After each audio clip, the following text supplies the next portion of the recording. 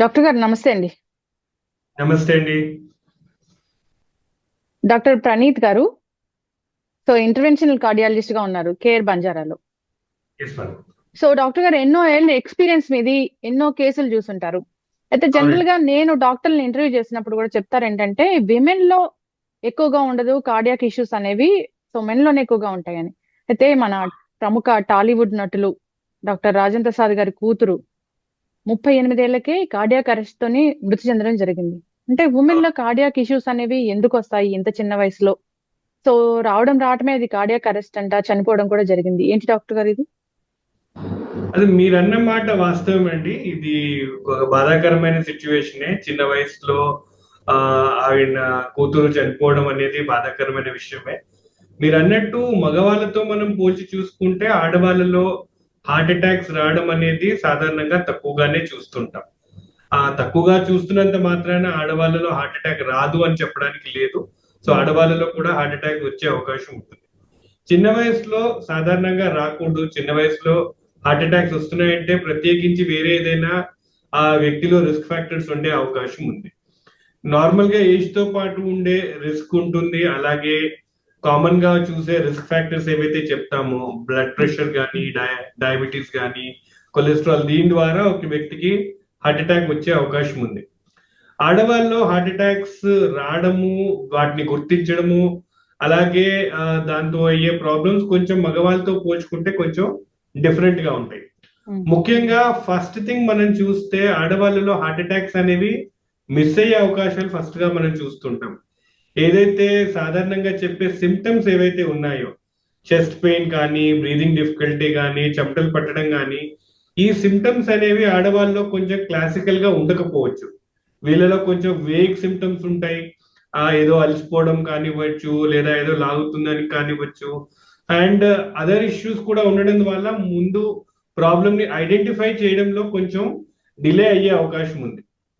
Atypical presentations అంటాము.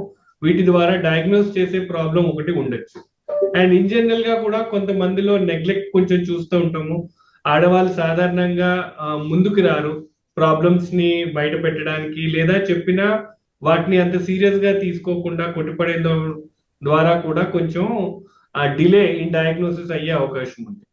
Okay. Second thing, ఒకసారి heart attack వచ్చినప్పుడు ఆ ఆ మగవాళ్ళలో తో పోల్చుకుంటే ఆడవాళ్ళలో సీరియస్ అయ్యే అవకాశాలు కూడా ఎక్కువ ఉన్నాయి. అంటే కాంప్లికేట్ అవడం కానివ్వండి, అలాగే చనిపోయే ప్రమాదం కూడా మగవాళ్ళతో పోల్చుకుంటే ఆడవాళ్ళలో కొంచెం ఎక్కువగా రిస్క్ ఉంది.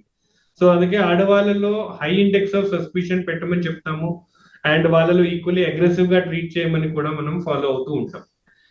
మీరు అడిగిన క్వశ్చన్ లో ఇప్పుడు ఆడవాళ్ళలో హార్ట్ అటాక్ ఎందుకు వచ్చింది, వాళ్ళకి సాధారణంగా రాకూడదు కదా, బట్ అయినా కానీ హార్ట్ అటాక్ వస్తుంది అంటే వాళ్ళలో కొన్ని అడిషనల్ రిస్క్ ఫ్యాక్టర్స్ ఉండొచ్చు. దానివల్ల హార్ట్ అటాక్ ఇంక్రీజ్ అయ్యే అవకాశం ఉంది. ఆడవాళ్ళలో ప్రత్యేకించి ఉండే కామన్ థింగ్, మనం మగవాళ్ళతో డిఫరెంట్ గా చూస్తే వీళ్ళలో ఉండే hormone related issues. So normal గా ఈ ఎస్ట్రోజన్, ప్రొజెస్ట్రోన్ అనే హార్మోన్స్ ఏవైతే ఆడవాళ్ళలో ఉంటాయో, ఇవి మెన్స్ట్రల్ సైకిల్స్ ని రెగ్యులర్ గా ఉండడానికి, చైల్డ్ బర్త్ లో అలాగే హెల్ప్ చేయడానికి అవుతుంది. ఈ హార్మోన్ బ్యాలెన్స్ అనేది చాలా డెలికేట్ గా ఉంటుంది. ఈ బ్యాలెన్స్ కొంచెము ఏదైనా గడబడైతే ఈక్వల్లీ హార్ట్ అటాక్ కానీ, బీపీ కానీ వచ్చే ప్రమాదం పెరుగుతుంది. సో ఏదైతే విమెన్ కి ఈ హార్మోన్ బ్యాలెన్స్ ప్రాబ్లం ఉంటుందో, లైక్ కామన్ గా చూసే problem polycystic ovarian disease, PCOD అంటారు, లేదా ఇంకేదైనా ఓవరీ రిలేటెడ్ ప్రాబ్లం ఉన్నా, మెన్స్ట్రల్ ఇర్రెగ్యులారిటీస్ ఉన్నప్పుడు వీళ్ళలో ఈ హార్మోన్ ఇంబ్యాలెన్స్ రావడం బట్టి వీళ్ళకి ఇలాగే హార్ట్ అటాక్, స్ట్రోక్ వచ్చే రిస్క్ పెరుగుతుంది. ఓకే. అలాగే ఒబేసిటీ, వెయిట్ గెయిన్ ఎక్కువ అయినప్పుడు కూడా ఈ హార్మోన్ ఇంబ్యాలెన్స్ యాడ్ అయ్యి దాంతో కూడా ఈ హార్ట్ అటాక్, స్ట్రోక్ వచ్చే ప్రమాదం పెరుగుతుంది. Um, and finally pregnancy related problem ఉన్నప్పుడు, ఏదైతే విమెన్ ప్రెగ్నెంట్ అయినప్పుడు ప్రెగ్నెన్సీ పీరియడ్ లో వాళ్ళకి బీపీ డయాగ్నోజ్ అయినా, ప్రీ ఎక్లాంప్సియా లేదా ప్రెగ్నెన్సీ ఇండ్యూస్ హైపర్ టెన్షన్ అంటాము. అలాగే ప్రెగ్నెన్సీతో పాటు అసోసియేట్ అయ్యే డయాబెటీస్, జెస్టేషన్ డయాబెటీస్ మెలిటస్ అంటాం. ఇలాంటి సందర్భం ఉన్న వాళ్ళు కూడా తర్వాత ప్రెగ్నెన్సీ పీరియడ్ దాటిన తర్వాత కూడా వీళ్ళకి హార్ట్ అటాక్ లేదా స్ట్రోక్ వచ్చే రిస్క్ ఎక్కువ అవుతుంది. సో ఈ వేరియస్ రిస్క్ ఫ్యాక్టర్స్ యాడ్ అయినప్పుడు ఆడవాళ్ళలో కూడా సాధారణంగా చూడని రిస్క్ మనకు పెరుగుతుంది. అండ్ తద్వారా వచ్చే ప్రాబ్లమ్స్ మనం చూస్తున్నాం. అంటే డెలివరీ తర్వాత కూడా ఈ ఇష్యూస్ అనేవి వచ్చే అవకాశం ఉంటుందా డాక్టర్ గారు? ఏ వ్యక్తికి అయితే ప్రెగ్నెన్సీ పీరియడ్ లో బీపీ వచ్చినప్పుడు తర్వాత వాళ్ళకి మళ్ళా బీపీ వచ్చే రిస్క్ అనేది ఉంటుంది. సో ప్రెగ్నెన్సీ దాటిన తర్వాత కూడా వాళ్ళు బీపీని మానిటర్ చేసుకోవాల్సిన అవసరం ఉంటుంది. అన్ఫార్చునేట్లీ అది చెక్ చేయనప్పుడు బీపీ అలాగే ఉండి అది కంటిన్యూస్ గా దాని ప్రభావం కనిపించి ఇలా హార్ట్ అటాక్ కానీ స్ట్రోక్ లాగా అది బయటకు వచ్చే అవకాశం ఉంది. సో ఏదైతే ప్రెగ్నెంట్ గా ఉన్నప్పుడు బీపీ లేదా షుగర్ డయాగ్నోజ్ అయినప్పుడు వాళ్ళు తర్వాత కూడా ప్రెగ్నెన్సీ పీరియడ్ దాటిన తర్వాత కూడా అప్పుడప్పుడు మానిటర్ చేసుకోవడం అనేది ఇంపార్టెంట్. అండ్ ఒకవేళ వాళ్ళకి ఆ బీపీ కానీ షుగర్ కానీ తెలిస్తే వాటిని కంట్రోల్ చేయడం ద్వారా ఇలాంటి కెటాస్ట్రోఫీ అవ్వకుండా మనం ప్రివెంట్ చేసే అవకాశం ఉంటుంది. ఎస్. అయితే డాక్టర్ గారు ఇక్కడ చూస్తే 38 ఇయర్సేనండి, చాలా చిన్న వయసు, అదే బాధాకరంగా ఉంది. అవునండి, అవునండి. ఎస్. సో సో 38 ఇయర్స్ కి కోమార్బిడిటీస్ ఉండే అవకాశం ఉంటుందా డాక్టర్ గారు? జనరల్ గా చూస్తూ ఉంటారు, మీ దగ్గరికి ఎంతో మంది పేషెంట్స్ వస్తూ ఉంటారు కదా. అవునండి. సో కారోనరీ ఆర్టరీ డిసీజ్ అన్నప్పుడు ఈ హార్ట్ అటాక్ ఏదైతే వస్తుందో గుండెకి అందించిన రక్తనాళాల్లో ఉండే ప్రాబ్లం, వీటిని మనం కారోనరీ ఆర్టరీ డిసీజ్ అంటాం. ఈ కారోనరీ ఆర్టరీ డిసీజ్ లో కూడా కామన్ గా చూసే ప్రాబ్లం కొలెస్ట్రాల్ అనేది డిపాజిట్ అయ్యి బ్లాకేజెస్ వచ్చి దాని ద్వారా వచ్చే హార్ట్ అటాక్. ఇది సాధారణంగా ఏజ్ తో పాటు చూస్తాము. ఆడవాళ్ళలో ఆర్ పర్టికులర్లీ యంగర్ పాపులేషన్ లో వేరే రకంగా కూడా రక్త సరఫరాలో ప్రాబ్లం ఉండే అవకాశం ఉంది. వీటిల్లో కొన్ని పారామీటర్స్ చూస్తే ఒకటి వాసోస్పాస్టిక్ యాంజైనా అంటాం, అంటే బ్లడ్ వెజల్స్ గట్టి పడిపోయినాయి ఆర్ కాంట్రాక్ట్ అయిపోయినాయి. కాంట్రాక్ట్ అయిపోవడం వల్ల కూడా బ్లడ్ సర్క్యులేషన్ కాసేపు అవ్వలేదు అండ్ దాని ద్వారా హార్ట్ అటాక్ వచ్చింది. రెండోది కారోనరీ ఆర్టరీ డైసెక్షన్ అంటాము, బ్లడ్ వెజల్స్ లోనే చీలికిపోవడం వల్ల కూడా బ్లడ్ సర్క్యులేషన్ సరిగ్గా అవ్వలేదు, దాని ద్వారా కూడా కొంచెం ఇబ్బంది ఉండే ఉంటుంది. అలాగే మైక్రోవాస్కులర్ యాంజైనా అంటాము, పెద్ద బ్లడ్ వెజల్స్ కాకుండా చిన్న చిన్న బ్లడ్ వెజల్స్ లో కూడా ప్రాబ్లం రావడం ద్వారా కూడా దాని ద్వారా కూడా హార్ట్ అటాక్స్ లాగా వచ్చే అవకాశం ఉంది. సో ఒక వ్యక్తికి కారోనరీ ఆర్టరీ డిసీజ్ రావడంలో మేజర్ గా చూసేది మనము కొలెస్ట్రాల్ రిలేటెడ్ ఇష్యూ అయినప్పటికీ ఈ చిన్న వాళ్ళల్లో అదర్ రీజన్స్ ద్వారా కూడా హార్ట్ అటాక్ వచ్చి ఆ అవుట్కమ్ ఆర్ దాంతో ఉండే నష్టపరిహారం ఏదైతే ఉందో అదంతే ఇబ్బంది పెడుతుంది. లైక్ దాంతో ప్రాణాపాయ ప్రమాదం కావచ్చు, అలాగే హార్ట్ ఫెయిల్యూర్ కానీ వేరే ప్రాబ్లం కూడా ఉండే అవకాశం ఉంది. హార్ట్ అటాక్ వచ్చిన తర్వాత కార్డియాక్ అరెస్ట్ అవుతుందా, లేదంటే డైరెక్ట్ కార్డియాక్ అరెస్ట్ అవుతుందా అండి? సాధారణంగా హార్ట్ కి ఏదో రూపంలో దెబ్బ తగిలినప్పుడు కార్డియాక్ అరెస్ట్ అవుతుంది. ఆ కార్డియాక్ అరెస్ట్ రావడానికి దెబ్బ ఏదైతే తగిలిందో దానికి most common reason heart attack. Heart attack కాకుండా కూడా గుండెకి దెబ్బ తగిలి దాని ద్వారా కూడా హార్ట్ అటాక్ అవ్వచ్చు. But 90% of the time most common reason ఒక వ్యక్తి కార్డియాక్ అరెస్ట్ అవ్వడానికి హార్ట్ అటాక్ రీజన్ అండి. ఎస్. డాక్టర్ గారు, ఇప్పుడు మీరు చాలా రకాల లక్షణాలు చెప్తూ ఉంటారు, ప్రీ సింటమ్స్ ఇలా ఉంటాయి, ఆయాసం వస్తూ ఉంటుంది, చెమటలు పోస్తూ ఉంటాయి, గుండెల మీద బరువు పెట్టేసినట్లు ఉంటుంది అని అసలు ఎన్నో ఎపిసోడ్స్ లో చెప్పున్నారు మీరు. అంటే డాక్టర్ గారు, ఏ ఒక్క లక్షణం కూడా కనపడలేదా అంటారా ఈ కార్డియాక్ అరెస్ట్ అయినప్పుడు? ఏ ఒక్క లక్షణం కూడా కనపడలేదా? లక్షణాలు ఉంటాయి. ఆ లక్షణాలని మనం ఎంత ఎఫెక్టివ్ గా ఐడెంటిఫై చేసాము అండ్ ఈక్వల్లీ వాటిని మనము పరిగణంలోకి తీసుకున్నాం అనే దాన్ని బట్టి ఉంటుంది. ఇందాక చెప్పినట్టు క్లాసికల్ గా ఒకవేళ చెస్ట్ పెయిన్ కానీ బ్రీదింగ్ డిఫికల్టీ, చెమటలు పట్టడము, లాగడము లాంటి సిమ్టమ్స్ ఉంటే అందరూ అలర్ట్ అవుతూ ఉంటారు. బట్ కొన్నిసార్లు ఈ సిమ్టమ్స్ అలాగే రావాలని గ్యారంటీ లేదు. కొన్నిసార్లు వేగ్గానే ఉండొచ్చు, నాకేదో ఒంట్లో బాగాలేదు, లేదా కొంచెం వామిటింగ్ సెన్సేషన్ లా ఉంది, లేదా కొంచెం అనీజీగా ఉంది, తినాలనిపించట్లేదు, ఇలాంటి వేగ్ సిమ్టమ్స్ లా కూడా ఒక్కోసారి రావచ్చు.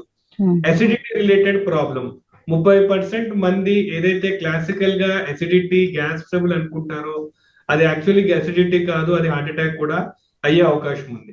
సో ఆ వ్యక్తికి ఇలాంటి సిమ్టమ్స్ వచ్చినప్పుడు అది ఎసిడిటీ అనుకుని గ్యాస్ టాబ్లెట్ తీసుకోవడమో లేదా ఇంకేదైనా ఉపాయం ట్రై చేసి దాంతో నెగ్లెక్ట్ అయ్యే అవకాశం ఉంది. వెరీ రేర్లీ ఏమీ సిమ్టమ్స్ లేకుండా సడన్ గా హార్ట్ అటాక్ వచ్చే అవకాశం ఉంది. But majority more than 90% of the time ఏదో ఒక సిమ్టమ్స్ వస్తాయి. వాటిని మనం ఎంతవరకు ఐడెంటిఫై చేయగలిగాము అనే దాన్ని బట్టి ఉంటుంది. కొన్నిసార్లు ఇవి వేగ్గా రావడం ద్వారా మిస్ అయ్యే అవకాశం ద్వారా అన్నెసరీ డిలే ఇన్ ట్రీట్మెంట్స్ కూడా అయ్యే అవకాశం. ఎస్. కొంచెం డిస్కంఫర్ట్ గా అనిపించినా కానీ హాస్పిటల్కి వెళ్ళడం అయితే మంచిది. కరెక్ట్. సో ఎప్పుడైతే డౌట్ ఉందో మన బాడీ మనకి బాలేదు అని చెప్పినప్పుడు, డౌట్ వచ్చినప్పుడు ఆల్వేస్ ఒకసారి డాక్టర్ ని సంప్రదించి, అండ్ బేసిక్ థింగ్ అట్లీస్ట్ ఒక ఈసీజీ తీయించుకున్నప్పుడు ఏంటంటే అట్లీస్ట్ 80-90% ఆఫ్ ద టైం ఇలాంటి మేజర్ ప్రాబ్లమ్స్ మనం రూల్ అవుట్ చేసుకోవచ్చు. Yes. అండ్ ఆ 10% of the time further test మనకు అవసరం ఉంటుంది. సో ఒకసారి డౌట్ ఉన్నప్పుడు బాడీ మనకి ఆ సంకేతాలు అందించినప్పుడు వాటిని రెస్పెక్ట్ చేసి ఒకసారి డాక్టర్ని సంప్రదించి అది నిజంగానే సీరియస్ దాన్ని లైట్ తీసుకోవచ్చా లేకపోతే ఇంకేదైనా దాన్ని ఇంపార్టెంట్ గా మనం చూడాలా అనేది ఒకసారి చేయించుకోవడం మంచిదండి. ఎస్ డాక్టర్ గారు, అందరూ అనుకునే విషయం ఏంటంటే ఈ కోవిడ్ వ్యాక్సిన్ తర్వాత, కరోనా తర్వాత ఇలాంటి డెత్స్ అనేవి ఎక్కువగా జరుగుతూ ఉన్నాయి, హార్ట్ అటాక్స్ అనేవి, కార్డియాక్ అరెస్ట్లు అనేవి ఎక్కువగా ఉంటున్నాయి అని అంటున్నారు. దీనిలో వాస్తవం ఎంత? సో ఆ క్వశ్చన్ కి answer both yes and no కిందే చెప్పాలి. ఎస్ ఎందుకు అంటే కోవిడ్ వచ్చిన వాళ్ళల్లో ఈ లాంగ్ కోవిడ్ సిండ్రోమ్ అనేది చూస్తున్నాం. కోవిడ్ మనం చూసాము, అది ఒక ఇన్ఫెక్షన్ వచ్చి బాడీలో ఉన్న ఇమ్యూన్ సిస్టమ్ ని అది దెబ్బతీస్తుంది. సో ఆ ఇన్ఫ్లమేషన్ అనేది బాడీలో ఉండడం ద్వారా బ్లడ్ కొంచెం చిక్కబడి బ్లడ్ క్లాట్ అయ్యేది మనం చూస్తూ ఉన్నాం. కోవిడ్ నుంచి రికవర్ అయిపోయినప్పటికీను చాలా మందిలో ఆ ఇన్ఫ్లమేషన్ అలాగే ఉండిపోయి అది లాంగ్ కోవిడ్ సిండ్రోమ్ గా మారింది. సో ఆ ఇన్ఫ్లమేషన్ అలాగే ఉన్నప్పుడు వాళ్ళ బ్లడ్ ఇంకా చిక్కగానే ఉండి ఈ బ్లడ్ క్లాట్స్ ఫామ్ అయ్యి ఆ క్లాట్స్ ఫామ్ అవడం ద్వారా హార్ట్ అటాక్ వచ్చే మాట వాస్తవం. Yes. అయితే అందరికీ ఆ లాంగ్ కోవిడ్ సిండ్రోమ్ ఉండే అవకాశం ఉందా అంటే దాన్ని ప్రత్యేకించి మనం పరీక్షలు చేసుకుంటే గానీ తెలియదు. అయితే కోవిడ్ వచ్చి కూడా ఇప్పుడు 3 ఏళ్ళు దాటింది. చాలా మంది కోవిడ్ నుంచి రికవర్ అయ్యారు అండ్ దాని నుంచి కంప్లీట్ గా రికవర్ అయిపోయారు. So long Covid syndrome theoretically ఉన్నప్పటికీ ప్రాక్టికల్లీ నాన్ ఎగ్జిస్టెంట్ గానే చెప్పాలి. ఎక్సెప్షనల్ కేసెస్ లో కొందరిలో ఇన్ఫ్లమేషన్ ఇంకా కంటిన్యూ అవుతూ ఉంటే ఆ కంటిన్యూ అవడం ద్వారా ఈ హార్ట్ అటాక్స్ కానీ స్ట్రోక్స్ కానీ వచ్చే ప్రమాదం వాళ్ళలో ఉండే అవకాశం ఉంది. Yes. వ్యాక్సిన్ తీసుకున్న వాళ్ళలో ఈ ఇన్ఫ్లమేషన్ ని తగ్గే అవకాశం ఉంది. సో వ్యాక్సిన్ తీసుకోవడం ద్వారా మన ఇన్ఫెక్షన్ ని అరిగట్టాము, అలాగే ఈ లాంగ్ కోవిడ్ ఉంచే ప్రాబ్లమ్ ని కూడా మనం రెక్టిఫై చేసాము. థ్యాంక్ఫుల్లీ చాలా మంది వ్యాక్సిన్స్ తీసుకున్నారు. ఆ వ్యాక్సిన్ తీసుకున్నప్పుడు కూడా దాంతో ఈ లాంగ్ కోవిడ్ సిండ్రోమ్ వచ్చే ప్రాబ్లం నుంచి కూడా బయటపడే అవకాశం ఉంది. So practically long Covid syndrome తో బాధపడే వాళ్ళ సంఖ్య చాలా తక్కువగానే ఉంది. బట్ థియరిటికల్లీ కొన్ని ఎక్సెప్షనల్ కేసెస్ లో ఇంకా ఈ ప్రాబ్లం ఉండే అవకాశం ఉంది. ఎస్. అయితే డాక్టర్ గారు, హార్ట్ అటాక్ రాకూడదు, గుండె ఆరోగ్యంగా ఉండాలి, పదిలంగా ఉండాలంటే ఒక 4 జాగ్రత్తలు అంటే ఏం చెప్తారు? ముఖ్యంగా మనకి హార్ట్ అటాక్ వచ్చే రిస్క్ ఎంతగా ఉంది అనేది తెలుసుకోవడం అనేది ఇంపార్టెంట్. ఆ రిస్క్ ఫ్యాక్టర్స్ ని మనం కనిపెట్టడం అలాగే దాన్ని నియంత్రణలో పెట్టడం అనేది ముఖ్యం. So BP, sugar, cholesterol, family history, obesity ఇలాంటి రిస్క్ ఫ్యాక్టర్స్ ఏమైనా ఉన్నాయా లేదా అనేవి మనం కనిపెట్టాలి. అండ్ అవి ఉంటే వాటిని అదుపులో ఉంచడం ఫస్ట్ ఇంపార్టెంట్ థింగ్. ఆడవాళ్ళలో ముఖ్యంగా అదర్ రిస్క్ ఫ్యాక్టర్స్ ని మనం చూస్తాం. లైక్ ఈ ప్రెగ్నెన్సీ రిలేటెడ్ హైపర్ టెన్షన్, ప్రెగ్నెన్సీతో ఉండే డయాబెటీస్, అలాగే పాలిసిస్టిక్ ఓవేరియన్ డిజీజ్ అలాంటి ప్రాబ్లమ్స్ ఏమైనా ఉంటే వాళ్ళలో కూడా ఈ రిస్క్ అనేది పెరిగే అవకాశం ఉంటుంది. క్రానిక్ ఇన్ఫ్లమేటరీ కండిషన్స్ లైక్ ఎవరికైతే ఆర్థరైటిస్ ప్రాబ్లం ఉంటుందో, రొమటాయిడ్ ఆర్థరైటిస్, ఎస్ఎల్ఈ లేదా ఏమైనా జాయింట్ పెయిన్స్ ఇలాంటి వాళ్ళలో కూడా రిస్క్ అనేది పెరుగుతుంటుంది. Psoriasis, HIV infection, hepatitis B ఇలా క్రానిక్ ఇన్ఫెక్షన్స్ ఉన్న వాళ్ళలో కూడా ఇన్ఫ్లమేషన్ ద్వారా ఈ హార్ట్ అటాక్ వచ్చే రిస్క్ ఉంటుంది. సో రిస్క్ ఫ్యాక్టర్స్ ని ఐడెంటిఫై చేయాల్సిన అవసరం అండ్ వాటిని నియంత్రణలో పెట్టాల్సింది ఫస్ట్ ఇంపార్టెంట్. సెకండ్ థింగ్, మందులు వాడాలి. మందులు క్రమంగా వాడటము అండ్ అవి కరెక్ట్ గా పనిచేస్తా లేదా చెక్ చేసుకోవాల్సిన అవసరం ఉంది. డాక్టర్ ని సంప్రదించి చేయాల్సిన టెస్ట్ చేసుకుని వాటిని ఆప్టిమం లెవెల్లో మనం కంట్రోల్ చేసామా లేదా అనేది రెండో ఇంపార్టెంట్ థింగ్. మూడోది డైట్. డైట్ అనేది మోడరేట్ క్వాంటిటీస్ లో మనం తీసుకోవాలి. హెల్దీ ఫుడ్, వీటిలో క్వాంటిటీ కన్నా క్వాలిటీ మీద మనము ఇంపార్టెంట్ దృష్టి పెట్టాలి. సో అన్ని ఆహారాలు ఇంపార్టెంటే, వాటిని మనం లిమిటెడ్ క్వాంటిటీస్ లో తీసుకుని మోడరేట్ క్వాంటిటీస్ లో తీసుకోవడం ద్వారా దాంతో ఉండే బెనిఫిట్ ని మనం తీసుకుంటూ డిసడ్వాంటేజెస్ రాకుండా మనం వాటిని కాపాడచ్చు. And finally physical activity, exercise. Exercise అనేది ఒక్కొక్కల ఏజ్ గ్రూప్ లో ఒక్కొక్కల కెపాసిటీ బట్టి ఉంటుంది. But any form of physical activity, exercise చేయడం ద్వారా మన బాడీని మనం హెల్దీగా ఉంచుకుంటూ వేరియస్ ప్రాబ్లమ్స్, హార్ట్ అటాక్సే కాదు అలాగే వేరే హెల్త్ ఇష్యూస్ ని కూడా మనం కంట్రోల్లో పెట్టే అవకాశం ఉంది. సో ఈ జాగ్రత్తలు తీసుకోవడం ద్వారా మనం హెల్తీగా ఉంటూ ఈ అన్ఫార్చునేట్ ఈవెంట్స్ రాకుండా మనం వీలైనంతగా ప్రివెంట్ చేసే అవకాశం ఉంటుంది. ఓకే. ఇప్పుడు చిన్న వయసులోనే హార్ట్ అటాక్ అనేది వస్తూ ఉంది కాబట్టి సో ఎన్ని నెలలకు ఒకసారి డాక్టర్ ని సంప్రదించి ఎలాంటి టెస్టులు చేయించుకుంటే మంచిదంటారు? సాధారణంగా 40 ఇయర్స్ దాటిన తర్వాత ఒక్కోసారి యాన్యువల్ హెల్త్ చెకప్ చేయించుకుంటే మంచిది. 40 ఇయర్స్ లోపల ఒక వ్యక్తికి ఏదైనా అడిషనల్ రిస్క్ ఫ్యాక్టర్స్ ఉంటే, లైక్ ఫ్యామిలీలో ఎవరికైనా చిన్న వయసులోనే హార్ట్ అటాక్ రావడము లేదా సడన్ గా చనిపోవడము అలాంటివి ఉంటే వాళ్ళు అర్లీ ఏజ్ లోనే రావడము, అలాగే అదర్ రిస్క్ ఫ్యాక్టర్స్ ఉంటాయి, బీపీ, షుగర్, కొలెస్ట్రాల్ లాంటివి ఉంటే వాళ్ళు కూడా అర్లీ ఏజ్ లో రావడం. సాధారణంగా ఏమీ రిస్క్ ఫ్యాక్టర్స్ లేకపోతే వన్స్ ఎవ్రీ 5 ఇయర్స్ సరిపోతుంది. వర్సెస్ రిస్క్ ఫ్యాక్టర్స్ ఉంటే సంవత్సరానికి ఒకసారి చొప్పున డాక్టర్ ని సంప్రదించి టెస్టులు చేయించుకుని వాటిని అదుపులో ఉంచాల్సిన అవసరం ఉంటుంది. Yes. And diet and physical activity అది నిరంతరం కంటిన్యూ చేస్తూనే ఉండాలి. అది దాంట్లో బార్గెన్స్ లేవండి. ఎస్, ఖచ్చితంగా డాక్టర్ గారు చాలా చక్కగా చెప్పారండి. అందరూ కూడా జాగ్రత్తలు తీసుకోవాలని కోరుకుందాము. ఇదైతే చాలా బాధాకరమైన సంఘటన. సో మొన్ననే 29th వరల్డ్ హార్ట్ డే